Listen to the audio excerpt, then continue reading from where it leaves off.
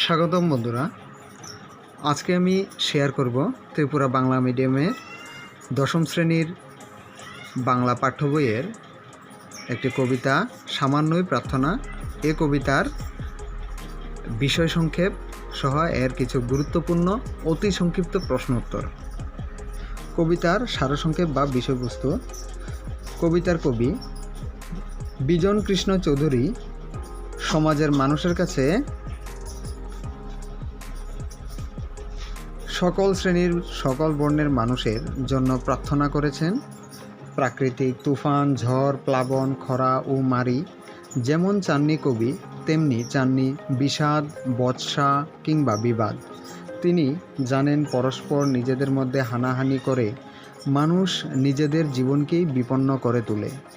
দাঁতের বদলে দাঁত কিংবা ইটের বদলে ইট চাননি কবি, চাননি অস্ত্রের বদলে শস্ত্র। প্রতিহিংসায় মানব সভ্যতা কখনোই উন্নতির শিখরে পৌঁছতে পারে না। পরস্পরের সংস্কার ও সংস্কৃতিকে সম্মান জানিয়েই প্রগতির পথ দেখেছে সময়। কবি হাতির দাঁত বসানো কোনো মিনার চাননি, দিস্তের পর দিস্তে জুড়ে রাষ্ট্রীয় কাজের উদ্যোগ, বিষয়ানুক্রমিক হিসাবের কোনো বইও চাননি কবি। আপামর সাধারণ দরিদ্র মানুষের জন্য চেয়েছেন পরনের বস্ত্র, ক্ষুধা নিবৃত্তির জন্য চেয়েছেন দুমুঠো অন্ন, আর চেয়েছেন সকলে উচ্চশিক্ষিত না হোক, অন্তত অক্ষরগান শিখুন। কিছু সফলতার পুষ্প ফুটে থাকুক উঠান জুড়ে, মাথার উপর মিনার নয় চেয়েছেন সামান্য খড়ের চাল, আর সকলের জন্য চেয়েছেন স্বাধীনতা। মাটি ও মানুষের কাছে কবিও মৃত্যুর পর অমরতা প্রার্থনা করেছেন। সকলের মঙ্গলের কামনায় তিনি পৃথিবীর সকল মানুষের হৃদয়ে বেঁচে থাকতে চেয়েছেন। এভাবেই জীবনকে সার্থক করে তুলতে চেয়েছেন কবি বিজন কৃষ্ণ চৌধুরী। এই কবিতাটির উৎস। কবিতাটি জলপ্রপাতের কাছে নতজানু কাব্যগ্রন্থের ৫৮ সংখ্যক। কবিতাটি হলো সামান্যই প্রার্থনা। কবিতাটি কবি ১৯৮৪ সালে অর্থাৎ ত্রিপুরায় ভাতৃঘাতী দাঙ্গার ৪ বছর পর রচনা করেন।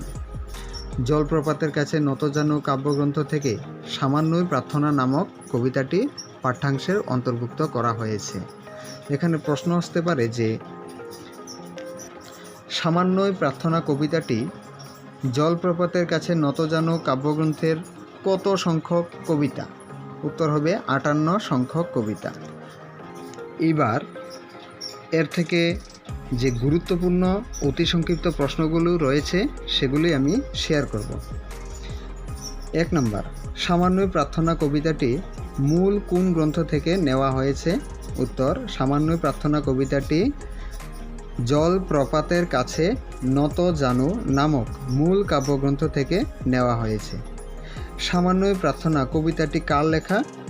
উত্তর, সামান্যই প্রার্থনা নামক কবিতাটি ত্রিপুরার বাংলা কাব্য জগতের অন্যতম প্রাণ পুরুষ কবি বিজন কৃষ্ণ চৌধুরীর লেখা। সামান্যই প্রার্থনা নামক কবিতাটি কত সালে রচিত হয়?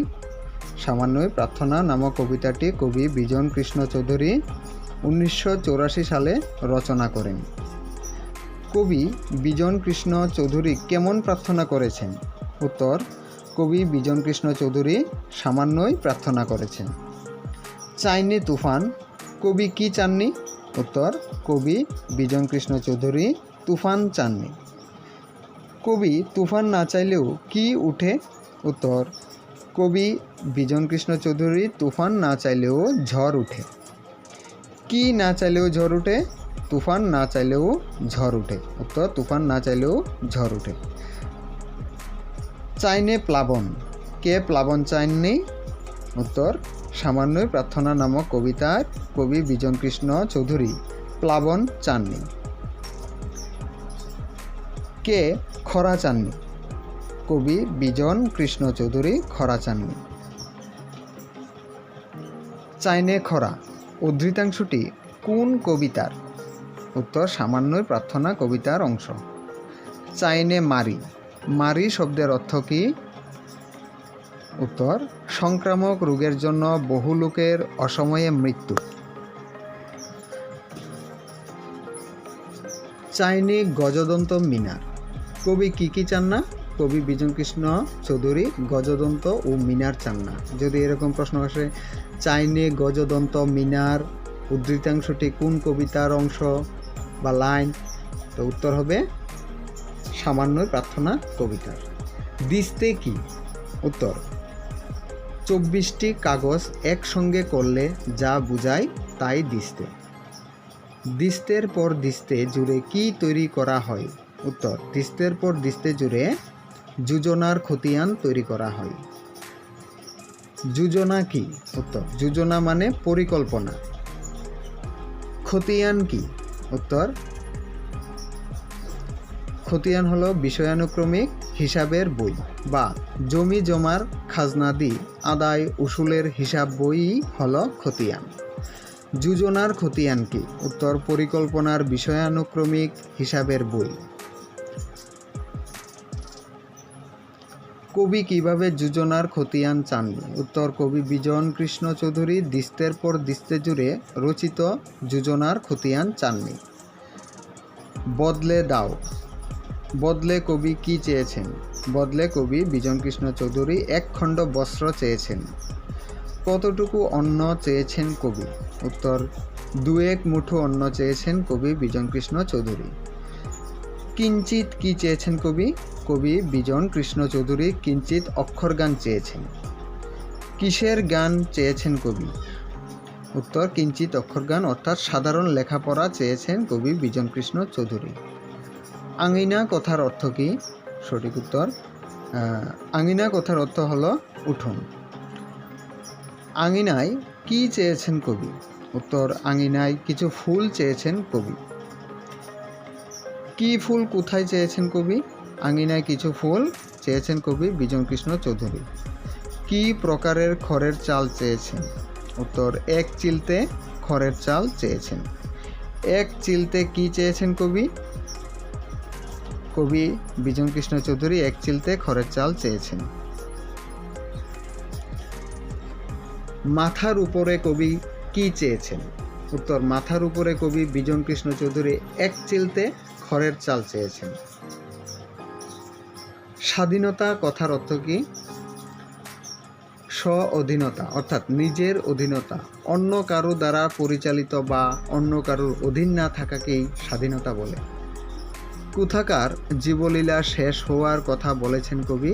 উত্তর, পৃথিবীর কূলে জীবলীলা শেষ হওয়ার কথা বলেছেন কবি।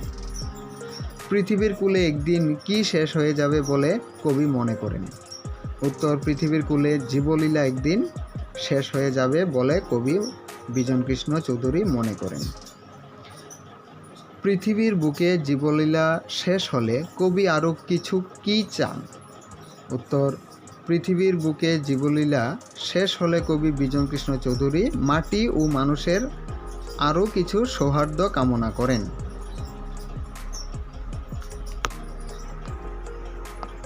এখানে একটি প্রশ্ন, কবি বিজন কৃষ্ণ চৌধুরী কোথায় জন্মগ্রহণ করেন? উত্তর, কবি বিজন কৃষ্ণ চৌধুরী অধুনা বাংলাদেশের সিলেটে জন্মগ্রহণ করেন। কত সালে কবি বিজন কৃষ্ণ চৌধুরীর মৃত্যু হয়? উত্তর, 1992 সালের 19 আগস্ট কবি বিজন কৃষ্ণ চৌধুরীর মৃত্যু হয়।